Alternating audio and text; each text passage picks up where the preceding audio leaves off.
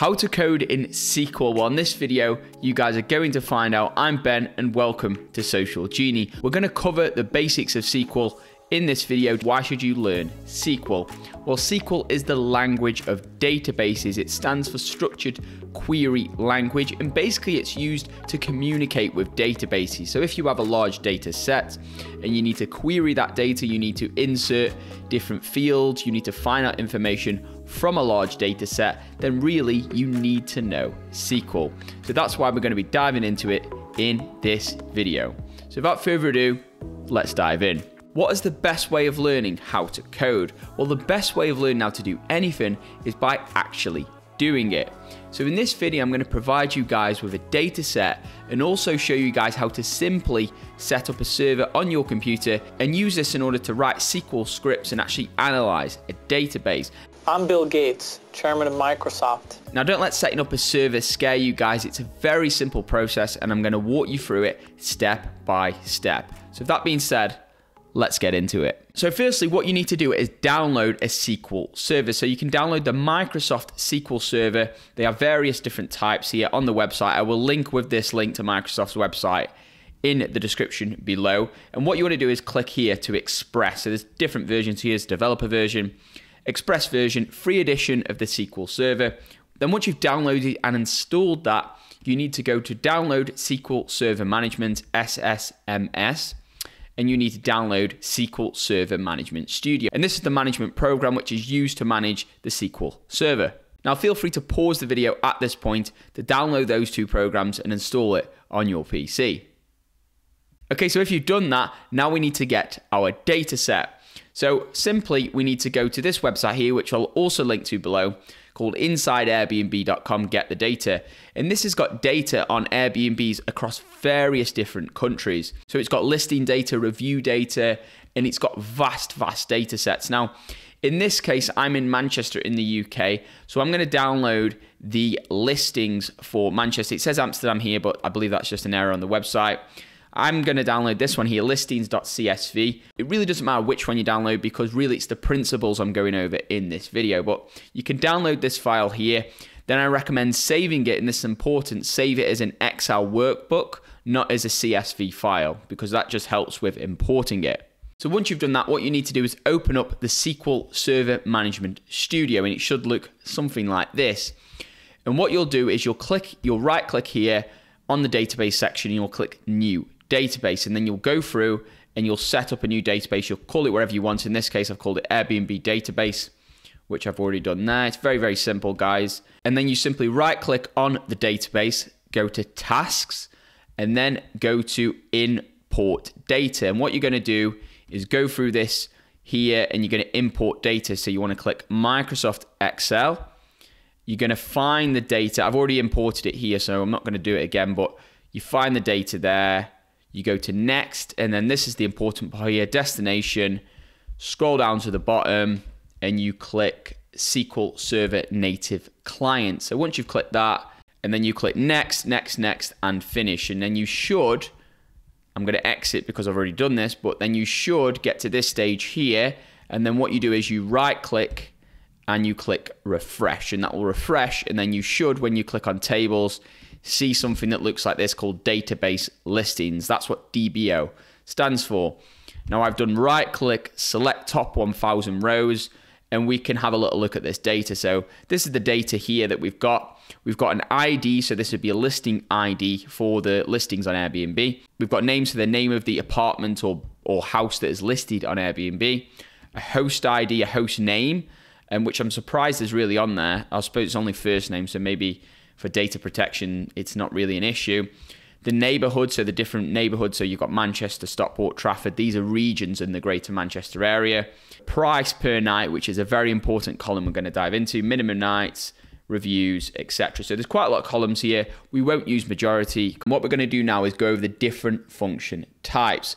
Now the first function we're going to use, or the first clause as it's called in SQL, is the select function or the select clause. And basically that can be used to select a certain part of the database. Now, if we put a star sign, then basically what that does is that selects everything. So then we basically call our database. So we say select from, and then we say Airbnb database. It's already come up here because we can see it right there. We can click that there. We say .dbo to let the software know that we're calling a database. And then let's say listings, because that's the file name. And basically if we run that, so we can highlight it there and click execute up the top here. We run that there, and basically that's give us access to all the information there. We can see what's going on. Now, a variation of this, what we can do is we can say, okay, let's call just certain columns. We only want to see, let's say, the price. We want to see the ID, and let's say the neighborhood. So we simply go select ID. We say select neighborhood, and then we say price, because that's the three columns that we really care about. The ID of the property, the neighborhood, and the price. And that really just helps to give us a baseline, and then we can do more interesting and complex things. For example, we can use the create table command to create a new table inside this database. So at the moment we have just one table, but we can create a new table. So we say create table, then we put the name of the table. So I'm going to say Airbnb price. So I'm going to call that table. Then in brackets, we put the different column name. So we're going to say property ID, and that's a number. So we're going to specify the data type. So you can specify an integer, which is a number. You can specify characters, which is text, and you can specify the levels of text. So in this case, we're going to say that's an integer. And then we're also going to make a column called neighborhood, and we're going to say that's a varchar 50 character type, so it can have 50 different characters, which is plenty for neighborhood. Then we're going to say price per night, which is a little bit more descriptive than just price, and we're going to say that's an integer also. Then we're going to close those brackets, and then we're going to highlight that, and then we're going to click execute. And now it says command completed successfully.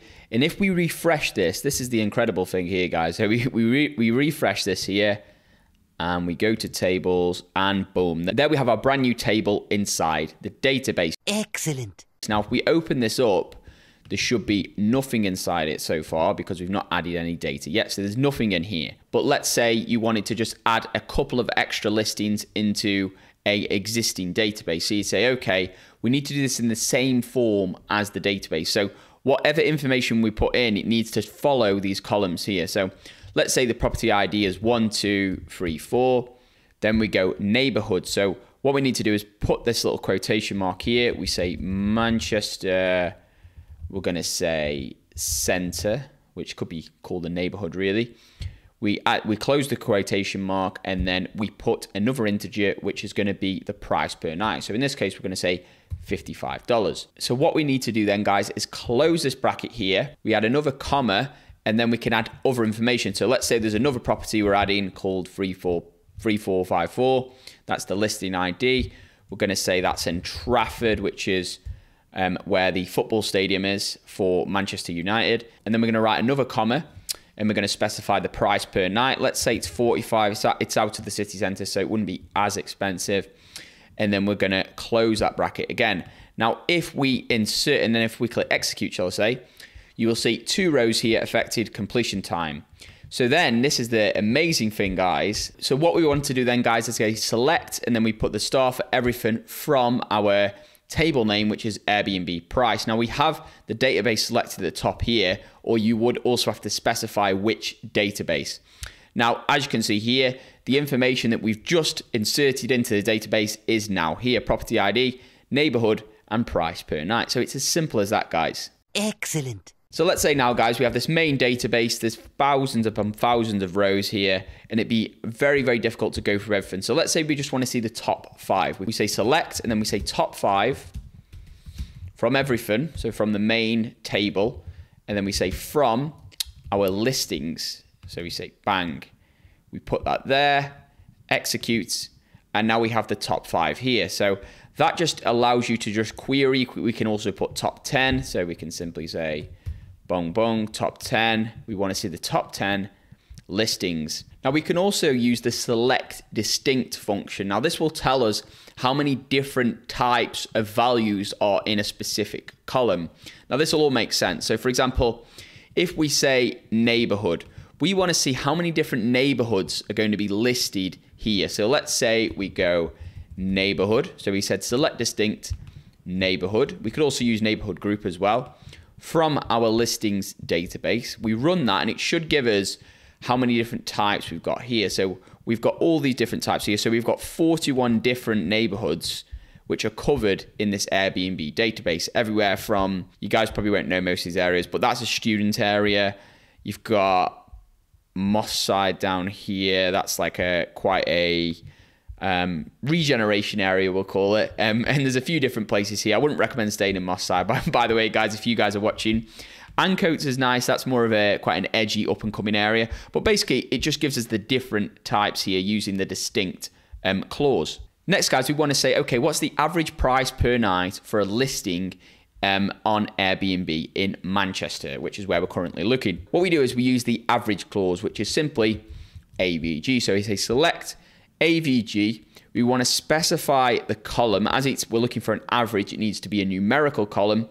So in this case, we need to use the price column. So we say specify the price. From here, what's the average price per night? Now, this is just a guess. Let's say, I don't know, maybe 50 a night, 60. So it's saying, oh, actually quite high. So £163 this will be, because it's in the UK, I believe. £163 per night. It would be interesting if we downloaded the New York database, the London database, the Birmingham database, or Austin, Texas, all these different cities, and we said, okay, what's the price per night in each city? And we could really find out that data using SQL. We can also find out the max. So we can say, okay, what's the max price? So we can say, okay, what's the max price from listings? So we simply say max, and the max price, 7,372. Now, if that's not an error, I'm guessing that'll be some type of penthouse, mansion, maybe something very, very large to be charging 7,000 per night. So that's incredible. What's the minimum? So this is quite interesting, especially if you're thinking of running some type of Airbnb business. You want to know, okay, what's the minimum price I could get? My guess, let's say 20, might even be lower, 10. So £10 a night you can rent a place for in Manchester. I'm not sure how good it will be. My guess it'll be a single room, maybe in someone's house. And yeah, £10 per night though, not too bad.